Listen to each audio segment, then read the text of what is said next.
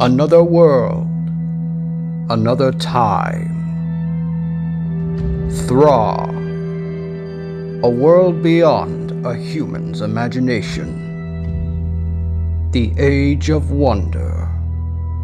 This is a time of wisdom, of bravery, of rebellion. But this rebellion did not form overnight, for the dispute of order caused many alliances to be shattered. The peaceful lives of the 7 clans of Gelfling have been turned upside down by the arrival of war. Friend against friend, brother against brother, Madra against Madra. It began with the revelation of tyranny. A Stonewood Gelfling named Rian, son of Captain Ordon, learned the true colors of the lords that they served, the SkekSes, cruel, malformed creatures of unknown origin, who had taken control of Thra's life source, the Crystal of Truth. Using their knowledge of this relic's power, the SkekSes turned its light against the Gelfling it has sworn to protect and used it to drain them of their living essence to secure their eternal rule. The natural order was broken by the SkekSes' malicious acts. The Gelfling they had drained were forever lost, erased from the cycle of life that encircled the world of Thra. Shaken by the true nature of his lords, Rian fled his home and became an outcast by his unbelieving Stonewood comrades. None believed their lords would do such a thing, and accused Rian of being ill. Even his own father fell victim to these rumors. It was only by the act of dream fasting, sharing of memories, did Rian get the message across. Slowly but surely, Rian brought together a grand army of Gelfling. The 7 clans now won. They stood against the cruelty of the SkekSes and turned the powers of the crystal against them. The SkekSes fled at the sight of their defeat and feared for their lives. Victorious, the Gelflings celebrated their freedom. But as they would soon find, their victory against their oppressors would come at a price. In the castle of the crystal, the SkekSes were not forsaken. They were not willing to give up on their existences, for now they had their own army.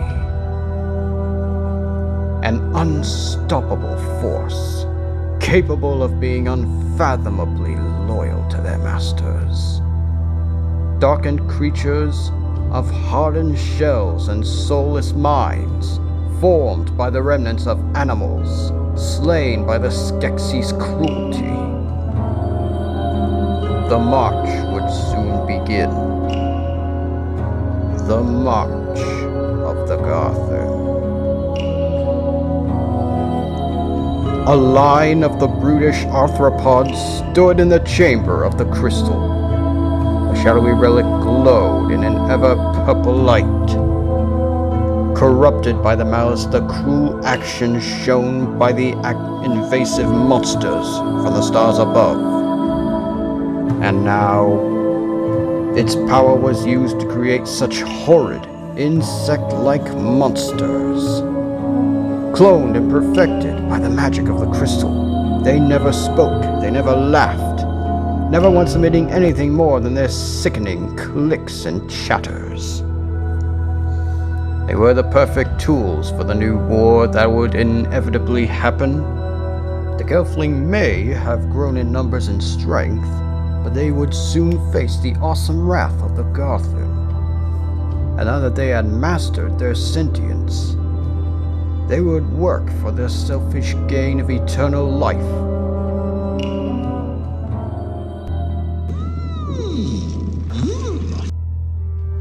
The high-pitched whimper echoed through the room as footsteps followed it.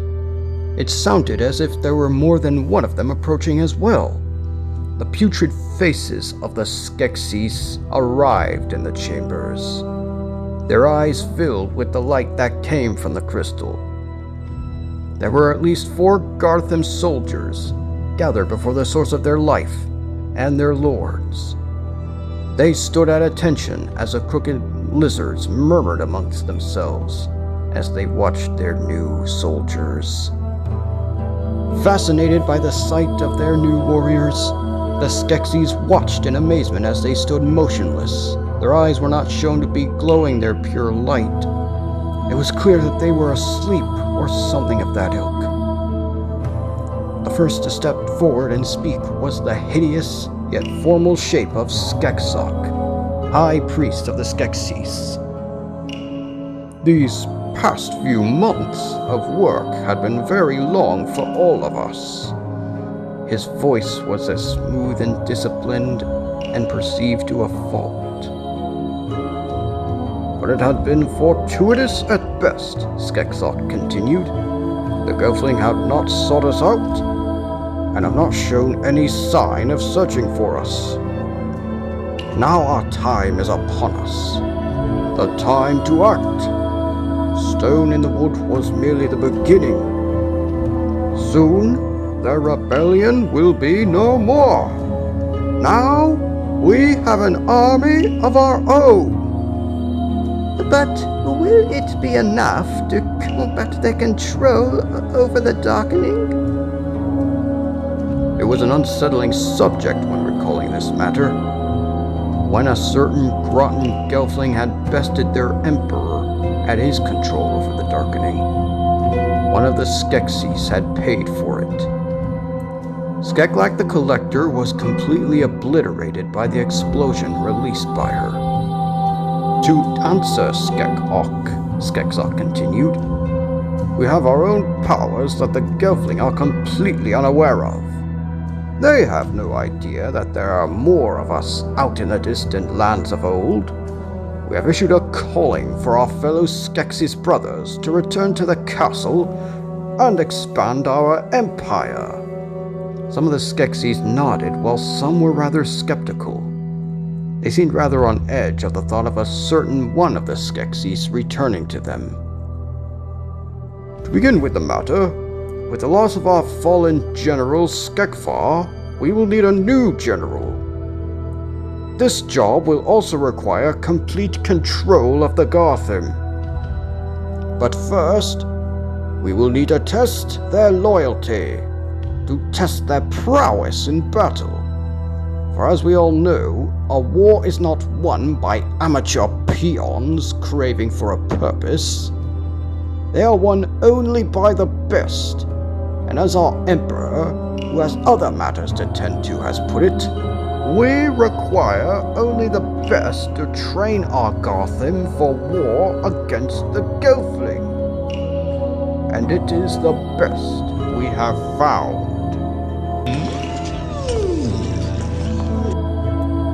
That specific sound was one that was normally heard amongst the self-proclaimed lords of the crystal.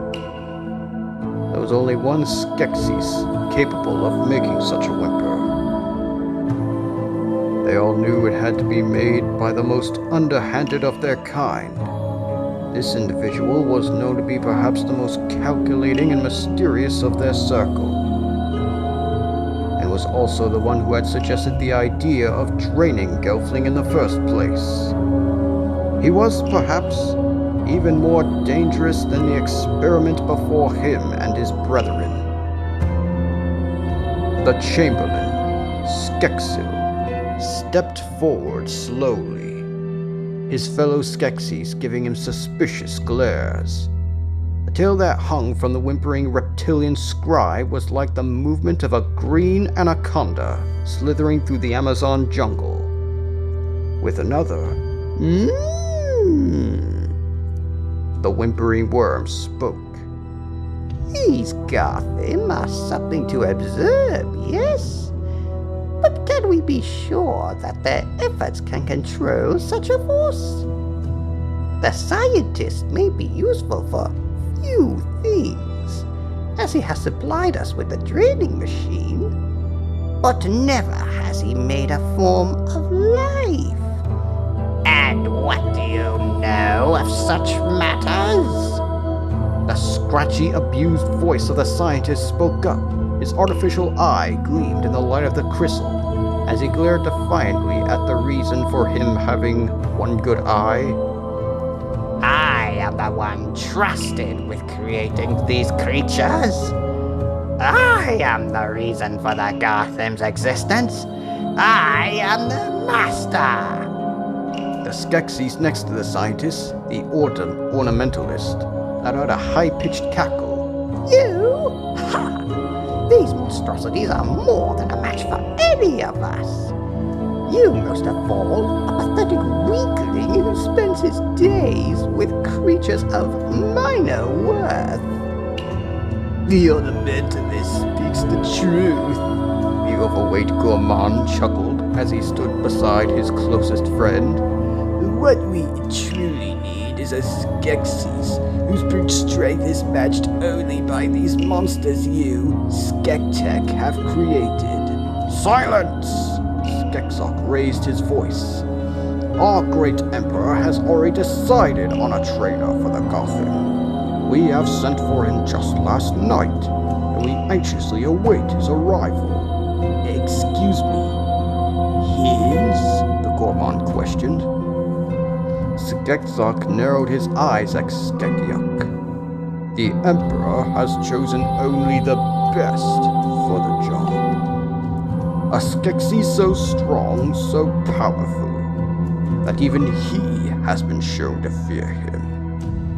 Upon arrival, you will all bow and revere him.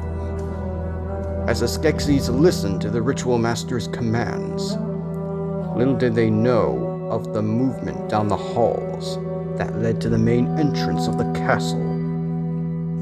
A shadow lumbered through the dense light and clanged against the floor, making a sound like chains being rattled. The other SkekSes took notice of this and watched as the shape slowly walked through the darkness. The shadow was engulfed by more of the darkness after the light from the entrance was too far now. Raspy breathing could be heard as the creature approached them. The gathered lizards murmured amongst themselves as they watched whatever it was getting closer to the chambers. Finally, the creature showed itself. It was definitely a SkekSes, clad in a dark gray robe and bearing a head of white shriveled hair. Around his neck, he wore what looked like a locket that hung there empty. Clearly one of the brawniest of the SkekSes, this creature scowled as he emerged from the shadows. His large eyes glared at his fellow brethren as he showed his 8-foot-tall body. SkekSes felt both relieved and terrified at the sight of this specific SkekSes.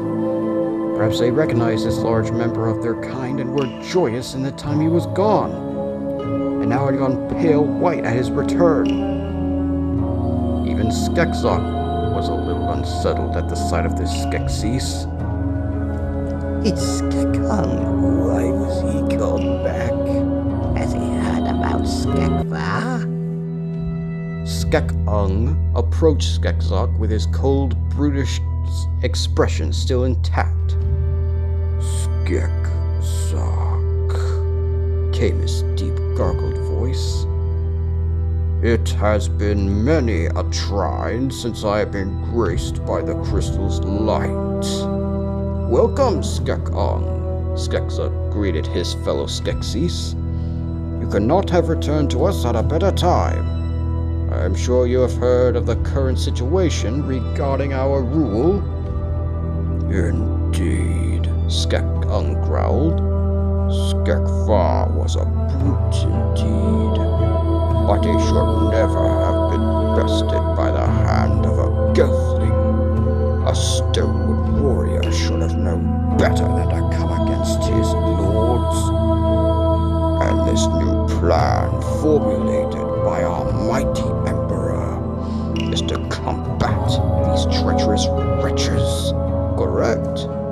SkekSes turned to the seeping Garthen.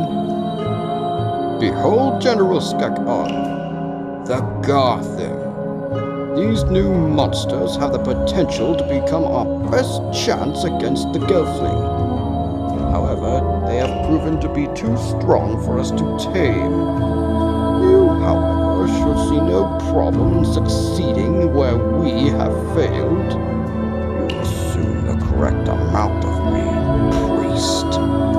SkekSes nodded as he observed the Garthen. Interesting. And the scientist has created these monstrosities? He was supposed to create them to be totally loyal. SkekSes turned to SkekTek with a glare. However, not everyone is blessed with true knowledge. SkekSes scowled at SkekTek and mumbled something that sounded like fraud. He then turned back to the Garthen, observing their strange exterior. He then raised his fist and let out a mighty bellow. He then brought it down on one of their heads. The creature woke up and began to emit its haunting, imitating clicking. The three beside it also began to wake, starting an orchestra of clicks and snarls. They thrashed their claws threateningly at the new SkekSes before them, their blue orb-like eyes staring blankly as they clattered and growled at him. SkekSes, however, was not scared of their advances. His sneer was kept on his shriveled face. It looked like he expected the Garthen to react to him this way. And with a small grin, he reached into his robe and pulled something out. And this something was unlike anything the SkekSes had seen before. The object was a small, round orb that was glowing a vibrant yellow. He held the orb in his hand and placed it in his empty locket. The chain holding the necklace on his neck then glowed the same kind of orange as the orb. SkekSes let out a loud yell as he raised his fist into the air, throwing back his head. The monsters surrounding him soon began to slow their advances. Their hostility soon began to subside as they lowered their claws and hands. Their clicking was quieter and calmer as they stared at him with those blank eyes.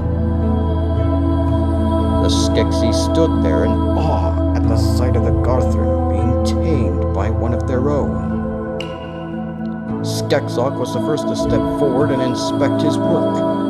His eyes fell on the glowing object in SkekSes' necklace. Where did you get that? The Crystal Desert. SkekSes brandished his necklace with pride. The gem of Ivarista. When used in the right hands, it can tame even the wildest of minds to the wielder's bidding. He then turned to his fellow SkekSes. As you can see, I am very much in control of your Garthen. We are SkekSes, Lords of the Crystal. We control the living things of the surrounding lands. And now that we have our army, we have the chance to control the rest. With this fallen star before us, we have the power of Thra at our disposal. Together, we shall launch the last war against our Gelfling oppressors. A war to end all others in Thra. A war of Garthen. With this loud proclamation, the other SkekSes cheered at the sound of their possible victory over the Gelfling who had wronged them before. The only one not cheering was SkekSes. The whimpering chamberlain's gaze fell upon the new SkekSes hero. His eyes narrowed ominously. He could very well remember how he had dealt with someone who threatened his standing with the Emperor. Even though SkekSes was indisposed at the moment, SkekSes knew that with this new angle against the Gelfling, Skekung would most likely be placed in the Emperor's favor. He grinned maliciously as his SkekSes brothers took no notice of his suspicious behavior. Soon, very soon, he would stifle this potential threat to his power over the other SkekSes. Soon, he would have control over even Skekung. Just hoped that his seat wouldn't be taken this time. And now, with this new power in the SkekSes' palm, Thra is placed back into a state of peril. An expanding blight. War will begin again. Creatures against creatures. Heroes against the vile. The Gelfling warriors have no idea that their mortal enemies now work to trigger a devastating blow against them. Their fears have yet to come to light. The SkekSes send their first 4 Garthim out into Thra to cast the first stone of war. It will begin. The Age of Wonder may soon end, but the Age of Torment has yet to begin. The Lords await the results of their wicked deeds. Their power will rise again. Their power stems from their most valuable possession. Their prize. Their tool. The Dark Crystal.